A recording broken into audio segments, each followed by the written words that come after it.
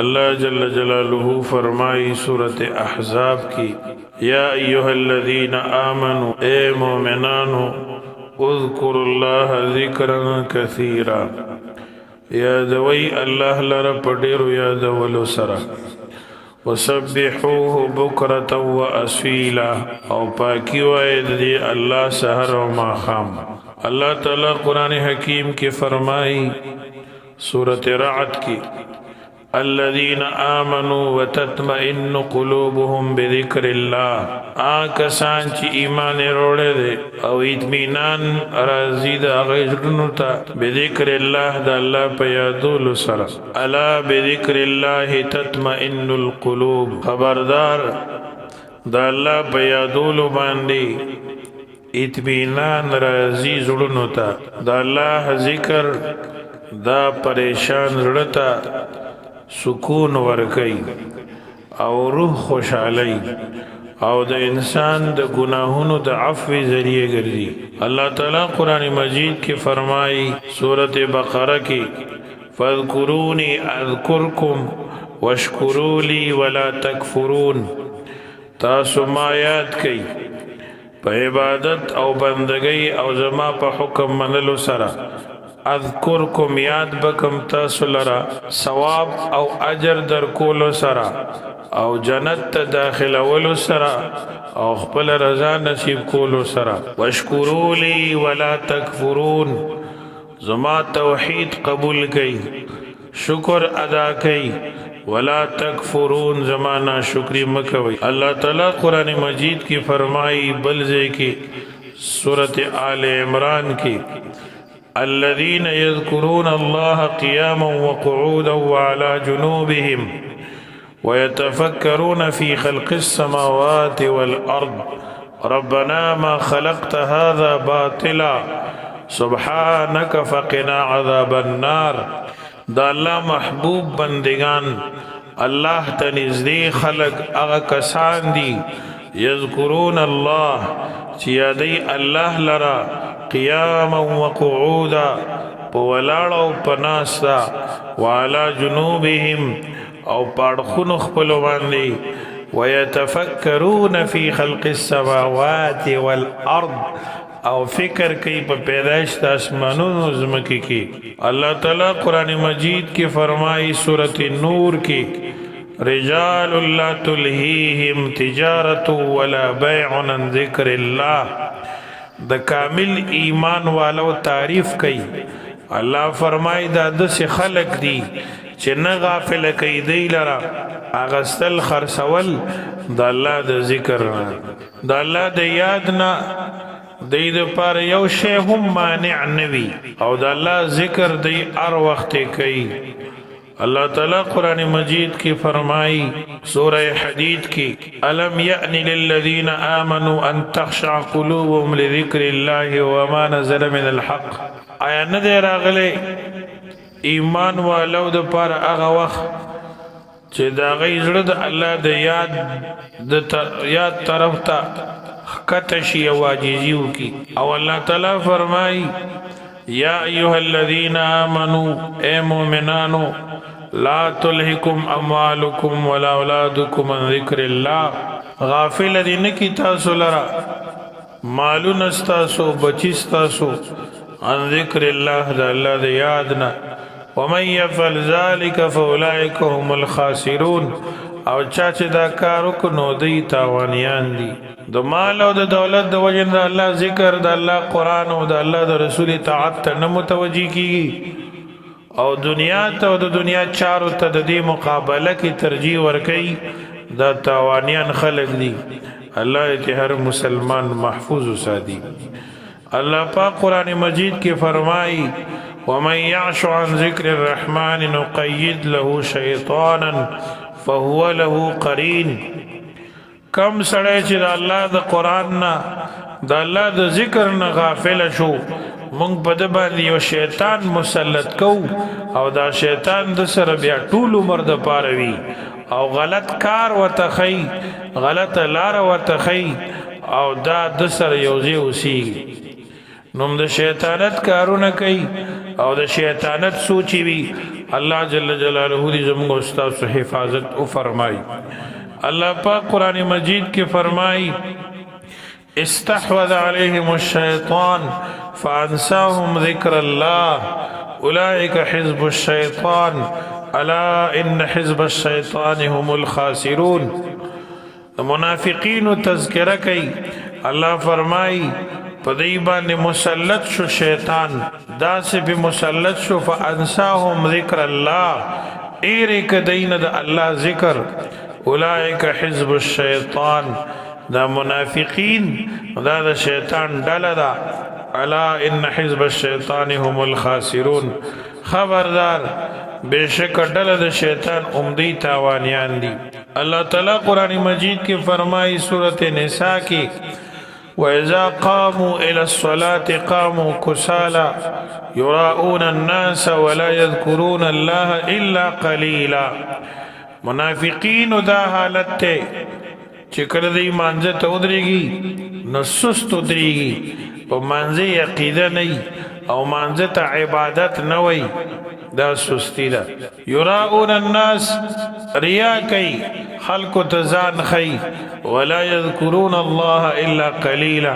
او بمانزه کی دا اللہ قرآن ام نلولی او دا اللہ ذکر ام نکی مگر لگ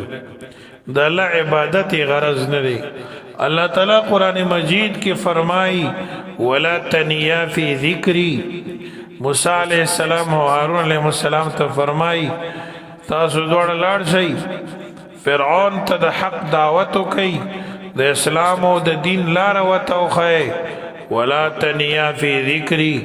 او سستی مکوی زما پیاد کی. اللہ پاک فرمائی وَاذْكُرْ رَبَّكَ كَثِيرًا وَسَبِّحْ بِالْعَشِيِّ وَالْإِبْكَارِ یادو خپل رب ډیر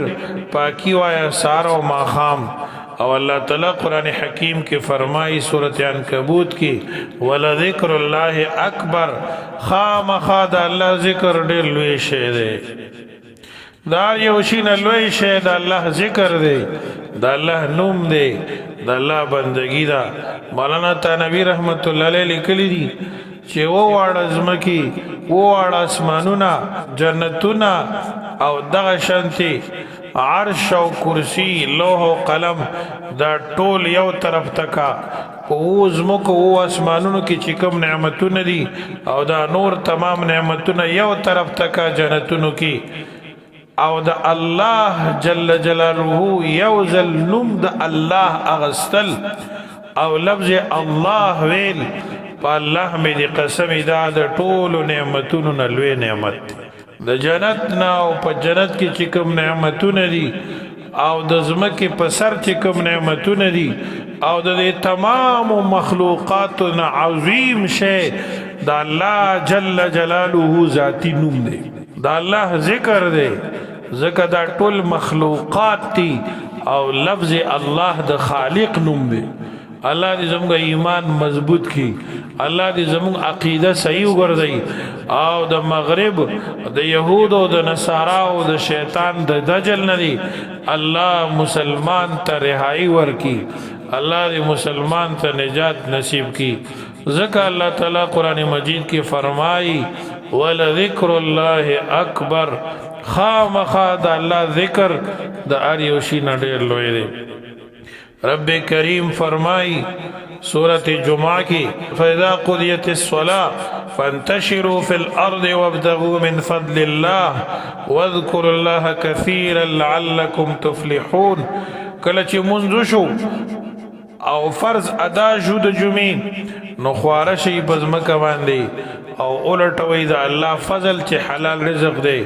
واذکر الله کثیرا او دا الله ذکر کوي ډیر دې د پاره چې تاسو کامیاب شئ. دا الله ذکر د کامیابی ذریعہ ده. اللہ تعالی قرآن مجید کی فرمائی فَإِذَا قَضَيْتُم مَنَاسِكَكُمْ فَاذْكُرُوا اللَّهَ كَذِكْرِكُمْ آبَاءَكُمْ أَوْ أَشَدَّ ذِكْرًا. کله چې تاسو د حج اعمال پوره کړئ نو د الله ذکر کوي په شان ته د یادولو ستاسو خپلو مشرانو لره آبا و اجداد لره او اشد ذکرا یا د دینم اوچت ذکر او زیاد ذکر. دی آیت نوازی حشوا چې د الله ذکر جهرن پکار دی په بعض موقعو کې ذکر بالجهر جائز دی، په بعض موقعو کې ذکر بالجهر نه دی پکار، نه دی جائز. دا غي خپل موقع دی علماء کرام تفصیلات کوي چې منځګزار تا قرآن مجید لوستون کی تا د خوب په ټیم کې نائم ته تکلیف وي ودتا دا وخت کې به جهر ذکر نه کوي،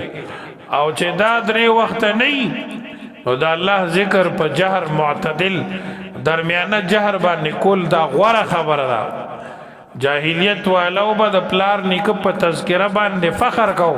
او هغه به علانیه کو، پټ پټ به نه کو. الله فرمای زما ذکرم داسې کوي، فذكر الله كذكركم آباءكم او اشد ذکرا، بلکې د دینم اوچته طریقه باندې یادوي. دا 15 آیتونه د الله د ذکر په اهمیت او فضیلت باندې واضح دي، او دینه معلومه شوا چې الله ته محبوب بندگان هغه نه خدا لري، دا غي علامه ده چې بناسته ولاړه تګ را تک کې سحر ماقام د الله په ذکر کې مشغول وي، او د الله د ذکر نه، د قران د تلاوت نه، د مسنون ذکر نه، درود او استغفار نه، او د الله د احکامونه غفلت کول، د نبی علیہ السلام سنتونه غفلت اختیارول، دا سخت د نقصان ذریعہ ده.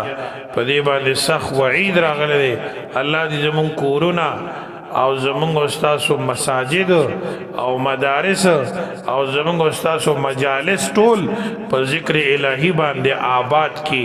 د سستی ناراستی غفلت د الله زمونږ استاسو د ټولو حفاظت او فرمای. نن مغربی یهودی عیسائی تهذیب دا ډیر تیزی سر روان دی او پارچا باندې لګیا دی، حملاور دی، مسلمان د ذلت زندگی تیری. دا غي وجه صدا دا د انګریزانو، یهودیانو، نصاراو د پیخو نتیجه ده. هر طرف ته فحاشی ده، اوریانی ده، بے حیائی په زور کې ده، د ایمان او د مذهب د بربادۍ سامان کلم کلا ملاویږي. په جمعتونو کې او د الله د عبادت په ځایونو کې خلق کم وي، په شراب خانو کې او دارنګ د غفلت او د ګناه په ځایونو کې تاسو راشو ګورئ. په دغه بدترینو حالاتو کې چې یو سړی د الله کور ته متوجه کیږي، تبلیغ ته متوجه کیږي، مدرسې ته متوجه کیږي، قرآن ته متوجه کیږي، د الله ذکر ته متوجه کیږي، دا یقینا چې کامیاب خلق دي. الله دې ټول مسلمانان په دغه صفاتو متصف کی. او بیا هغه خلق چې نورو خلقو ته د ذکر ترغیب ورکي او مدرسې او جماعت او خانقاه او تبلیغ او کار خیر طرف ته رابلی، دا یقینا چې د دې معاشري بهترین خلق دي. الله دې موږ تاسو داسې وګرځي چې غفلت والا زړونو کې د الله د ذکر شوق پیدا کو او د الله د بندګۍ جذبه پکې پیدا کو. دا ډېر لوی خوش نصیبی ده. بعض خلکو ته الله پاک د خپل ذکر لذت او مزه ور نصیب کی او دغه شاته د الله په ذکر کې زندگی تیری.